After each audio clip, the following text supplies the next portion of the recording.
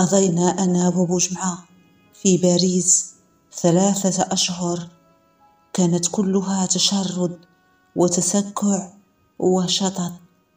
3 أشهر كأنها 3 قرون، لكن كتبنا فيها عدة أشياء: قصائد زجلية وكلمات أغاني اشتهرت بها المجموعة. كما بدأ بجمع تأليف مسرحيته الشهيرة البغلة نشرها، ومع كامل الأسف لم يكمل تأليفها. وفي يوم جاءنا بوديا وأمرنا بالدخول إلى المغرب، لأن الشرطة الفرنسية بدأت تشك في علاقتنا معه، معتقدة بأننا ننتمي إلى منظمة كان ينتمي إليها، والتي كنا بالفعل على وشك الانضمام لها. فبعد رجوعنا إلى المغرب ألقي القبض على إيفلين وعلى فتاتين من المغرب قامتا بعملية في إسرائيل، كنا نحن من سيقوم بها.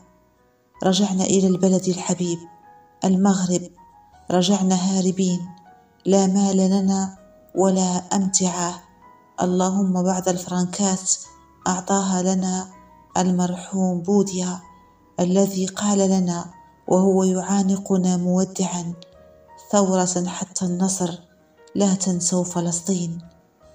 وصلنا إلى ميناء الخزيرات، وأذكر أنه عندما أردنا الركوب في الباخرة التي ستنقلنا من الميناء إلى طنجة ألقي علينا القبض من طرف البوليس المغربي وأخذوا جوازينا.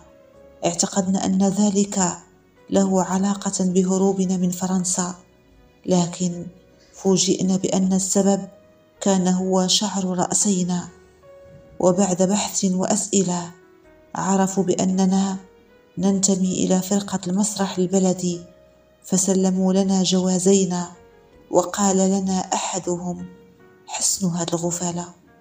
وفي الدرب كان اللقاء بالأهل وبالأحباب، وعيونهم ملأى بسؤال: بماذا أتيتم من فرنسا؟ والغريب هو نظر الناس إلى شعر رأسينا، فلم يكن في ذلك الوقت شباب يربي شعرا غزيرا على رأسه، فصاحب الشعر يوصف بالهيبي، لأن الشعر كان مقتصرا على الهيبي. أما بالنسبة للمغاربة فذلك الشيء يعد مخالفا لكل القيم الذكورية. وأذكر بأن امرأة مسنة وقفت مبهورة لدى رؤيتي وقالت: أهي ممتي أشهد العجب. وحكى لي بجمعة بأنه مر أمام باب دكان فزغرد صاحبه كأن المار من أمامه فتاة. وفي تلك الأيام فهمنا ما كان يعانيه مدير المسرح البلدي من غزارة شعر رأسه، لأنه كان السباق لذلك وقبل دخول طائفة الهيبي إلى المغرب.